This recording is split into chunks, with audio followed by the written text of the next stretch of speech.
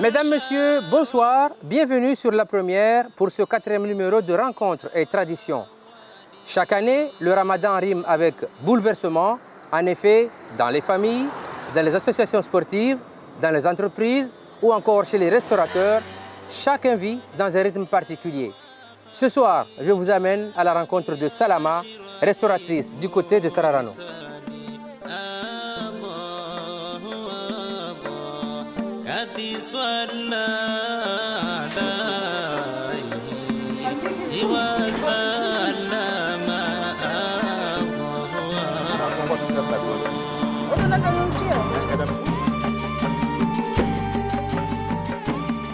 Alors, dites-moi comment vous faisiez d'habitude avant le mois de Ramadan. Vous fonctionnez comment? Avant le mois de Ramadan, hors mois de Ramadan, je suis restauratrice, pâtisserie traiteur. Donc, ce qui veut dire que je fais des plats traditionnels. Je vends tous les midis, il y a les clients qui viennent, je vends des sandwichs, je vends des gâteaux d'anniversaire, de mariage et tout. Et là, au mois de Ramadan, je me suis adaptée en fonction de ce mois sacré pour faire des pâtisseries traditionnelles qui sont consommées au moment de rompre le jeûne. Donc, c'est des pâtisseries traditionnelles de Mayotte, d'ici et d'ailleurs. Quand je dis d'ailleurs, c'est que je fais aussi des pancakes, des moelleux au chocolat qui ne sont pas traditionnellement marocains. Alors, donc finalement, vous avez dû vous adapter. Ce n'est pas le même rythme ou bien le rythme a augmenté, au contraire? Le rythme a sacrément augmenté parce que je me lève toujours aux horaires du matin à 4 heures du matin. Mais je n'ai pas de temps de pause vu que j'enchaîne jusqu'à l'appel à la prière du soir, quoi. Et vous fonctionnez par commande?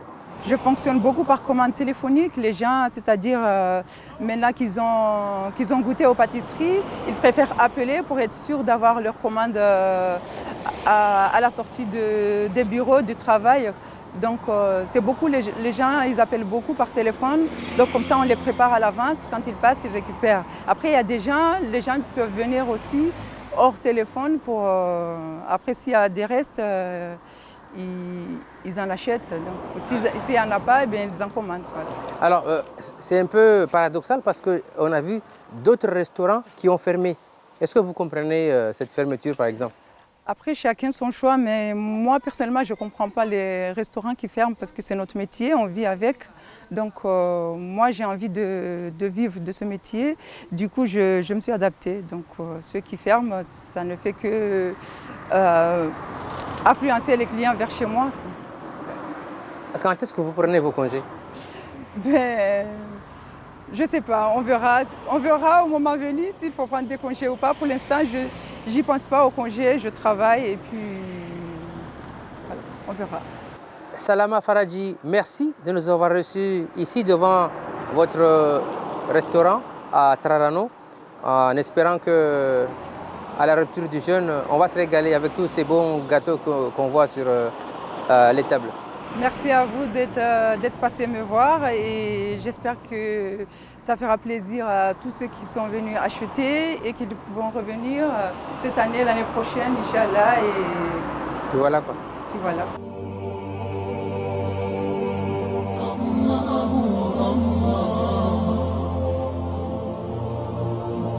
Ce service est vraiment praticable. Déjà, sur la route, ça passe vite, il n'y a pas de soucis. Mais ce qui m'inquiète un peu, c'est nos enfants qui arrivent demain. Est-ce qu'ils pourront savoir de faire les gâteaux comme nous, comme avant? Mais aujourd'hui, on achète. Est-ce que demain, il y aura ça là? On aura ça demain?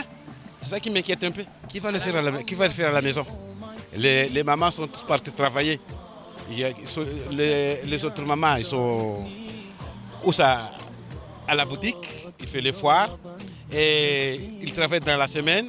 Et les week-ends, à droite à gauche, qui va faire apprendre à faire les gâteaux? Avant, oui, les mamans restent à la maison. Il n'y a aucune maman qui va travailler. Il n'y a aucune maman qui va aller au magasin pour vendre des lèches ou bien vendre ça. Ils restent là-bas pour faire leur retour de son mari pendant le mois de Ramadan.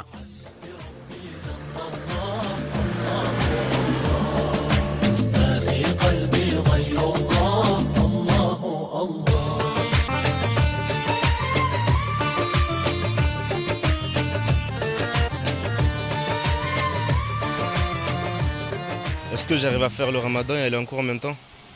Pour moi, Ça m'a jamais posé de problème et ça me dérange pas du tout. Vu que je suis un peu habitué et tout, du coup, ça me dérange pas. Je m'amuse avec mes potes et du coup, le temps passe vite pour moi et c'est plus facile. Du coup, après, surtout quand je finis tard et tout, je finis à 16h, c'est pas du tout dur. Je trouve que ça passe vite. Non, c'est pas difficile parce que le temps il passe vite à l'école. Surtout quand on finit tard, en fait, le temps il passe vite. Du coup, c'est pas difficile pour nous.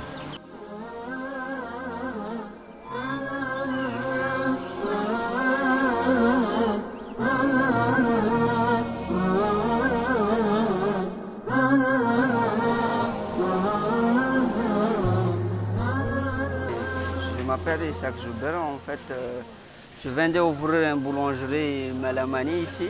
Non, en ce moment, c'est vraiment calme sur le ramadan. C'est à partir de 15h, 16h jusqu'à 18h, il y a des monde. Après, c'est calme. Côté d'horaire, là, j'ouvre à partir de 10h du matin jusqu'à 20h comme ça.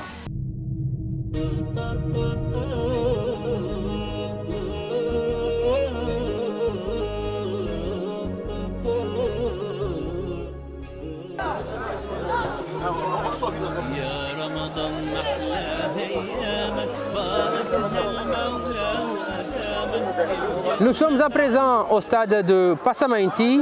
Dans la journée, aucune activité, mais après avoir rompu le jeûne, les joueurs viennent ici pour participer au tournoi Ramadan. Alors, comment est-ce que vous avez, ou pourquoi vous avez choisi de faire jouer les matchs du tournoi Ramadan le soir?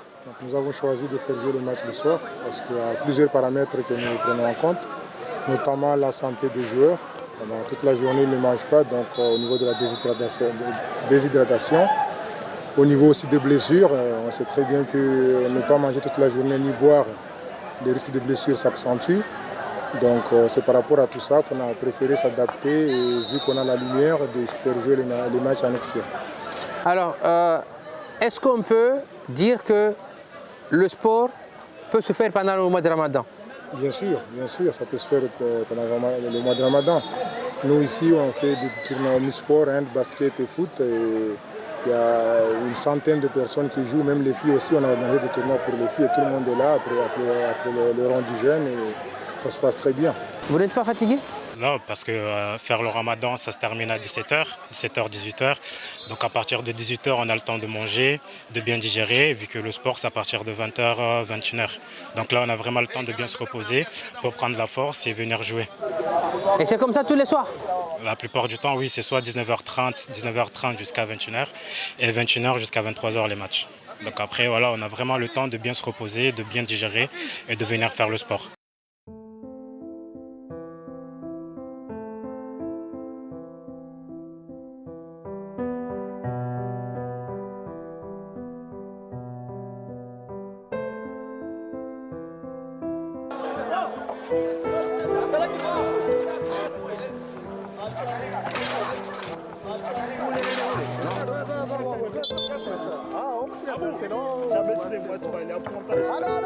Dites-moi comment est-ce que vous arrivez à faire du handball chaud comme ça?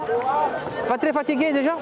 Non, ça va, ça maintient le corps et puis voilà, ça nous amuse, ça nous libère un petit peu après le mois de Ramadan, la journée, la fatigue. C'est vrai, mais bon voilà, on a besoin de ça. Il y a une préparation particulière pour tenir dans les matchs comme ça. C'était intense là tout à l'heure, j'ai vu. Non, il n'y a pas de temps à se préparer, tout ça.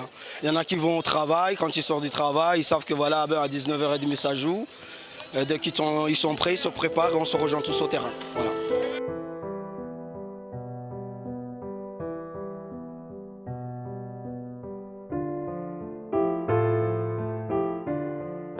C'est donc par cette séquence sport que nous terminons cette émission. Merci à vous de l'avoir suivi. On se donne rendez-vous très bientôt sur La Première pour un nouveau numéro de Rencontres et Traditions.